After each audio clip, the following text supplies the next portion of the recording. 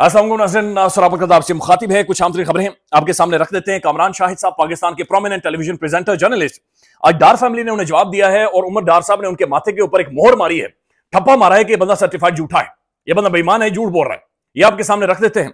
अलीमा खान साहब ने पाकिस्तान की प्रीमियर इंटेलिजेंस एजेंसी को एक मशवरा दिया है और एक इंतहाई परेशान कुन खबर है, इंतहाई परेशान कुन है, वो आपके सामने रख देते हैं। लेकिन उससे पहले खबर रिपोर्ट हुई और उसको बिना शाहिद साहब जो एडवोकेट हाई कोर्ट है इस्लामाबाद की, उन्होंने भी इसे रिपोर्ट किया और बल्कि इसके ऊपर रद्दअमल भी उन्होंने दिया है।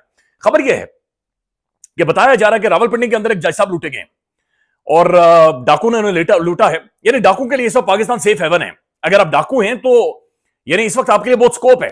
इस वक्त आप यानी बीइंग अ डाकू आप छा सकते हैं पाकिस्तान में। यानी लिटरली आप दंदनाते फिरें, ना कोई आपको पूछने वाला है ना रोकने वाला है, बल्कि आपको फैसिलिटेट किया जाएगा।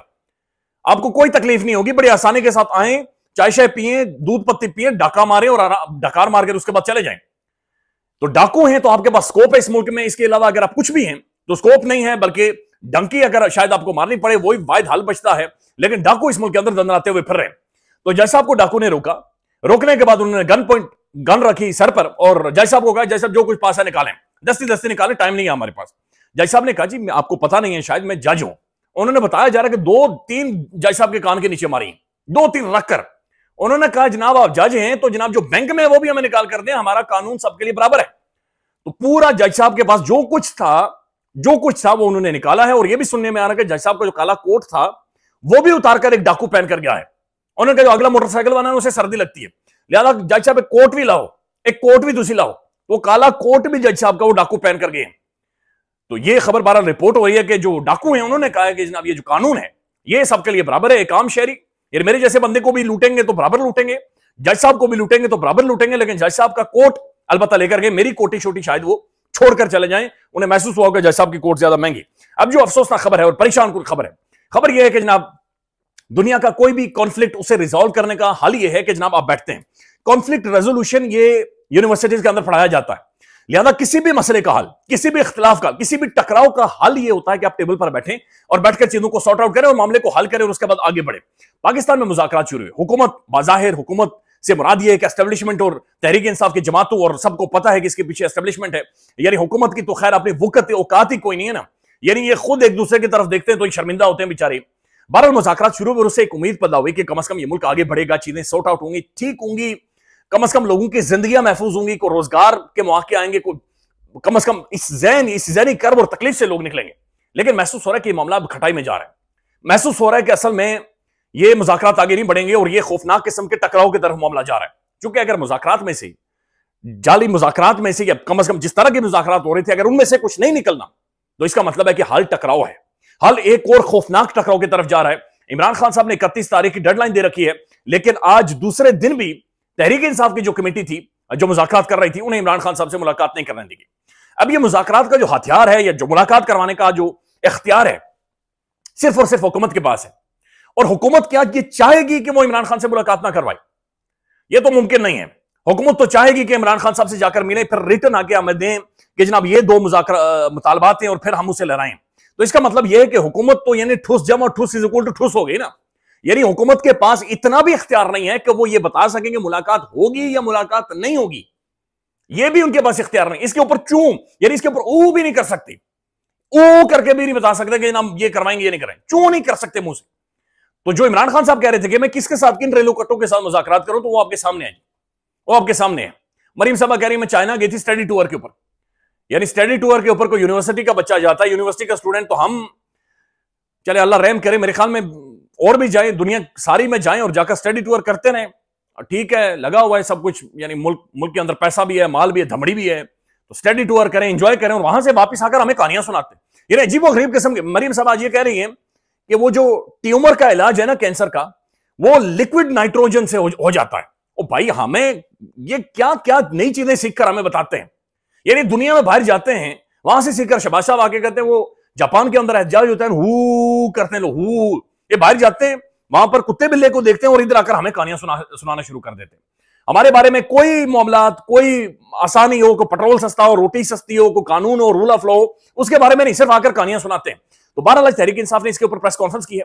सलमान अकरम राजा साहब उन्होंने बड़ा कैटेगोरिकल ये कहा कि इमरान खान ने क्लियर ये बता दिया है कि मैं आखिरी बंदा हूंगा जो अडयाला जेल से बाहर आएगा, मुझसे पहले तमाम तर कारकुन रिहा होंगे, मुझसे पहले तमाम तर पार्टी लीडर्स रिहा होंगे, लिहाजा मैं आखिरी बंदा हूंगा जो बाहर आऊंगा। और फिर उसके बाद इमरान खान साहब ने यह भी क्लियर कर दिया कि 26 नवंबर का जो कत्लेआम है, या जो मेरे लोग मारे गए, वहां से 1 इंच पीछे नहीं हटूंगा, 1 कदम पीछे नहीं हटूंगा, और उसके बगैर, उसके खुलासा हुए बगैर, उन कातिलों तक पहुंचे बगैर ये मामला आगे नहीं जाएंगे।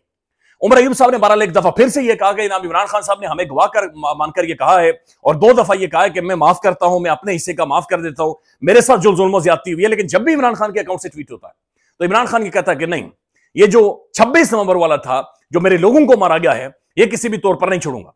इसी तरह की गुफ्तगू बैरिस्टर गौहर साहब ने भी की है। बहरहाल मुलाकात नहीं हो सकी इमरान खान से, और मुलाकात ना होने का मतलब यह है कि इन मुज़ाकरात के अंदर जान नहीं है। इसका मतलब यह है कि किसी कोई सोच मौजूद है जो मुज़ाकरात को आगे नहीं ले जाना चाहती, और चीजें खराब होंगी। अब मुनीर फारूक साहब, जो कि जिन्हें सिद्दीक जान साहब ये कहते हैं कि ये एस्टेब्लिशमेंट के तर्जुमान हैं, तो एस्टेब्लिशमेंट के तर्जुमान बकौल सिद्दीक जान साहब, उनका यह कहना है कि एक बहुत बड़ी शख्सियत ने, बहुत ही कोई ताकतवर शख्सियत ने, अच्छा ताकतवर शख्सियत ये बात समझे कि ताकतवर शख्सियत वो होती है जिसके साथ अवाम खड़ी होती है, या जिसके पीछे अवाम होती। अवाम जिसके साथ खड़ी ना हो कोई भी ताकतवर नहीं होता, तो जिसके साथ अवाम होती है उसके नाम सबको पता होते हैं।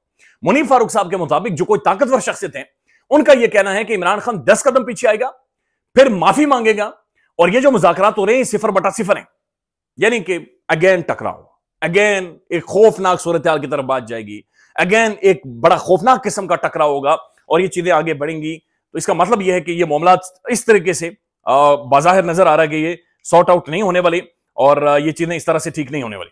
अब मैं अलीमा खान साहबा ने जो कहा है वो आपके सामने रख देता हूं, और जो उमर डार साहब ने माजरत के साथ जवाब दिया है कामरान शाहिद साहब को, वो भी आपको बताते हैं।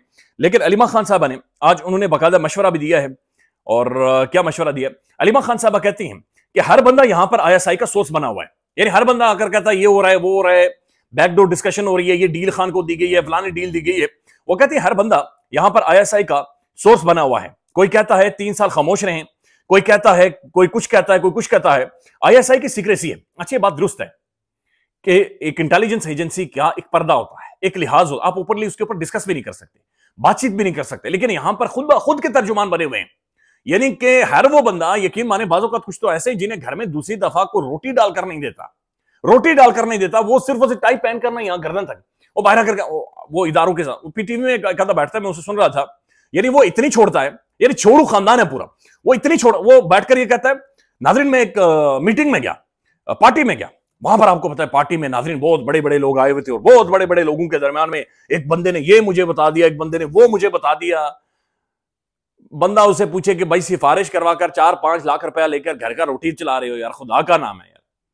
लेकिन बहरहाल उन्होंने कहा जनाब ISI की कोई सीक्रेसी नहीं है, एजेंसियों को थोड़ा ख्याल करना चाहिए। भाई 1.5 साल से जेल में है, और बैकडोर डील करनी होती तो कब का कर चुका होता। उन्होंने कहा कोई बैकडोर डिस्कशन नहीं है। इमरान खान साहब के बारे में भी रिपोर्ट हुआ है, समी इब्राहिम साहब ने और मुख्तलिफ साफियों ने रिपोर्ट किया है कि खान से यह कहा गया कि बैकडोर को डिस्कशन आपके साथ चल रही है, और उनका सवाल ही पता नहीं था क्या बेवकूफों वाली बातें मेरे साथ आकर कर रहे हैं। मैं 1.5-2 सालों से जेल के अंदर मौजूद हूं, गर्मी सर्दी बाहर, यानी इस वक्त जो सर्दी है यह खून जमा देने वाली सर्दी है, इसमें बेहोशी हो जाती है बंदा बाहर रहे। वो जेल के अंदर पड़ा हुआ, और सावन का वो महीना जब कसम खुदा की बाहर रहकर जिस्मों के ऊपर, पूरे जिस्म पर दाने निकल आते थे, खुश्क तरीन जगहों पर कीड़े घूम रही होती थी, वो टाइम वो जेल के अंदर गुजार कर अब ये बैकडोर डिस्कशन और बैकडोर डील हो रही है। तो अलीमा खान साहब ने कहा कि जनाब ये खुद साख्ता तर्जुमान एजेंसियों के बनकर बातचीत को आगे बढ़ाते हैं। उसके बाद वो कहते हैं कि इमरान खान कहता है कि दुश्मन हो लेकिन कमीना ना हो। इमरान खान ने कहा कि मेरे बच्चों से मेरी बातचीत करवाए नहीं करवाएगी, डॉक्टर से चेकअप करवाए नहीं करवाएगी। इमरान खान किताबें मांगता है, ये किताबें भी नहीं पहुंचने देती, ये किताबें भी उन तक नहीं पहुंचने देते, और ये तीनों चीजें ना पहुंचने देना उनके मुताबिक ये कमीनगी है, और ये कमीनगी की एक इंतहा है जहां पर ये सारी चीजों को पहुंचाया गया है। उसके बाद ये सारी गुफ्तगू और बातचीत हुई है, आज जो सारी हैपनिंग्स रही हैं। फिर अलीमा खान साहब ने कहा कि हमारा भाई 1.5 साल से जेल में है, डील करना होती तो पहले कर चुके होते, पहले दिन से डील के ऑफर्स है, लेकिन बराह रास्त किसी ने रब्ता नहीं किया। 1.5 साल से जेल में रखकर अब क्या हाउस अरेस्ट रखेंगे?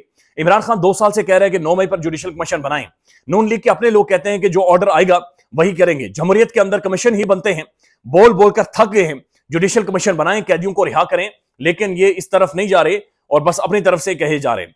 मुज़ाकरात चलाने हैं तो चलाएं, रोका किसने है? जेल के अंदर मुलाकात करवाने के लिए सुबह 7 बजे दरवाजा खोलते हैं, अब क्यों मुज़ाकराती कमेटी को मिलने नहीं दिया जा रहा? इमरान खान ने कहा है कि पहले ये संजीदगी दिखाएं, फिर दिग्गर मामलात के ऊपर बातचीत होगी। अलीमा खान के हवाले से गुफ्तगू।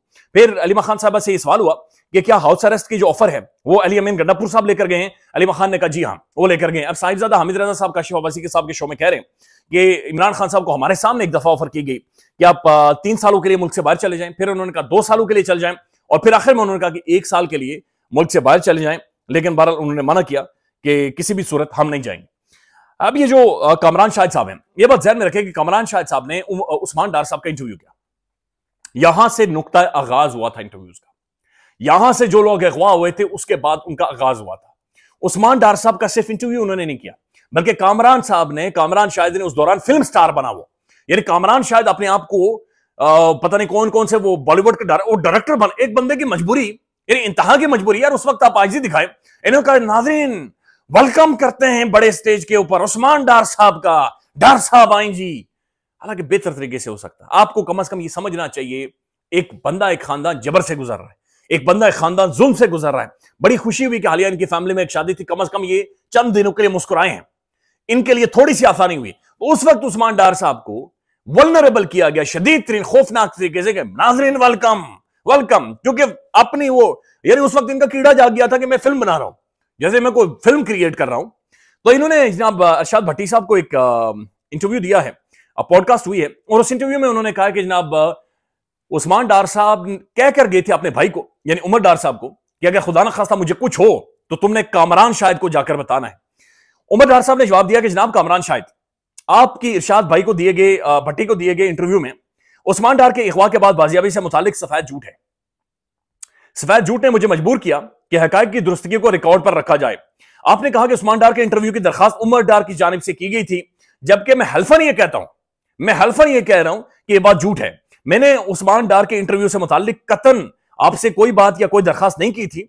उस्मान डार के अगवा से कबल मेरा हर रोज अपने भाई से राब्ता था, लेकिन बाजियाब होते ही आपके पास इंटरव्यू के लिए कैसे पहुंचा नहीं पहुंचाया गया, यह बताने में आप गलत बयानी कर रहे हैं।